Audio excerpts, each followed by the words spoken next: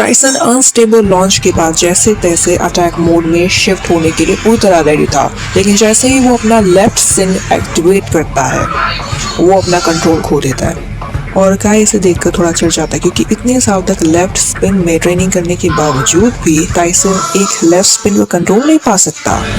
फिर काई ड्रांजर का लेफ्ट स्पिन एक्टिवेट करता है और ताबड़तोड़ हमलों की बरसात करता है। तो बेसिकली ग्रेविटी प्रेशर और बेसमेंट में होने के कारण ड्रैगन और टाइसन अपने विंड बेसिड यानी कि हवा के बेसिड कोई भी अटैक इस्तेमाल नहीं कर पा रहे थे, जिसकी वजह से टाइसन बहुत ही ज़्यादा वीक पड़ रहा था और उसे पसीने छूट रहे थे। लेकिन फिर कुछ देर बाद टाइसन अपने ही बेब्लेड की स्पिन को बढ़ाने की कोशिश करता है, हाई स्पीड लेने की कोशिश करता है ताकि वो वहाँ खुद हवा बनाकर उसका इस्तेमाल कर सके अपने विंड बेसिड अटैक्स के लिए। लेकिन ऐसा नहीं हुआ, उसके पैर फिर डगमगाते, उसका फिर पसीना छूटता है क्योंकि काय का ड्रांजर उस पर लगातार अटैक कर रहा था। वो इतने अटैक्स कर रहे थे उस पर कि वो स्टेबल हो ही नहीं पा रहा था, जिस वजह से काय तो बहुत खुश था लेकिन टाइसन को बहुत मुश्किल हो रही थी।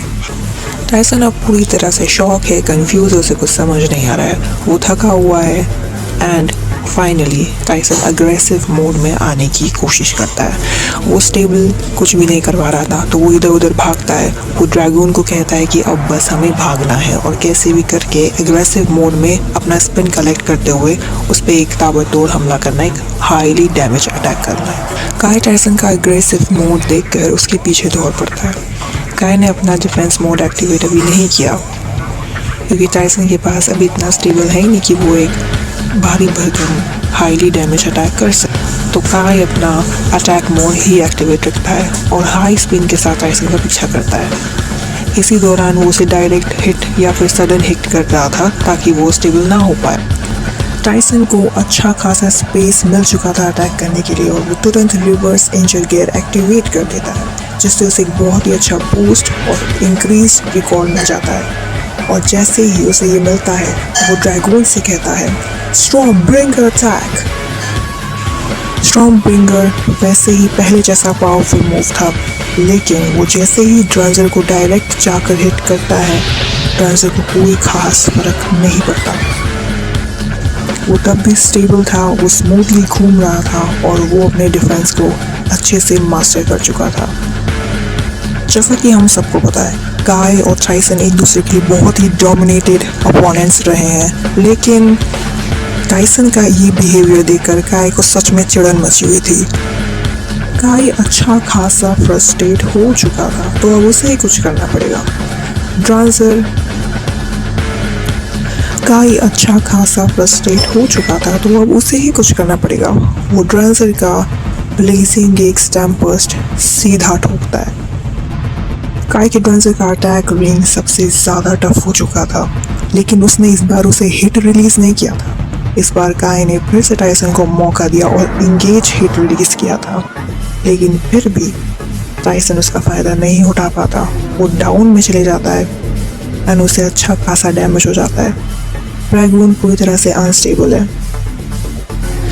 ड्रांजर का अटैक ड्रैगन पे बहुत भयंकर था। क्लैश की आवाज़ पूरे बेसमेंट में गूंज रही थी।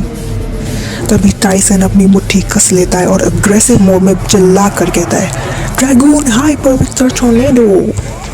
हाँ, ये भले ही एक अंधाधुंध अटैक था, लेकिन इंटेंसिटी इतनी ज़्यादा बढ़ चुकी थी कि काय को भी समझ आ जाता है कि हाइपर विक्टर टॉर्नेडो अपने पीक पर जा चुका है। काय के चेहरे पे एक ऐसी स्माइल थी कि वो कह रहा हो जैसे कि हाँ मुझे यही तो चाहिए था।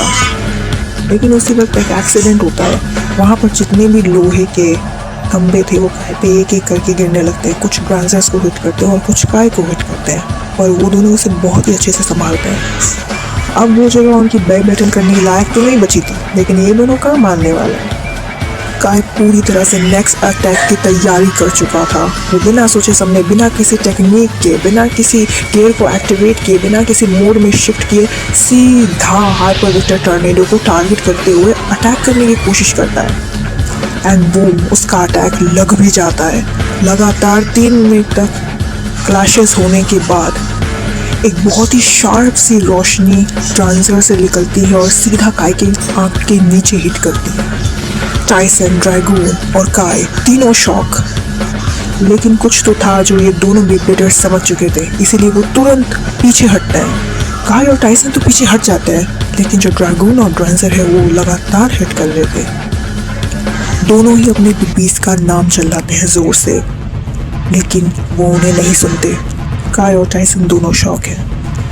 काय और टाइसन की नाकामयाब कोशिशों के बाद कुछ देर बाद एक बहुत बड़ा ब्लास्ट होता है, जिस वजह से पूरा बेसमेंट तबाह हो जाता है।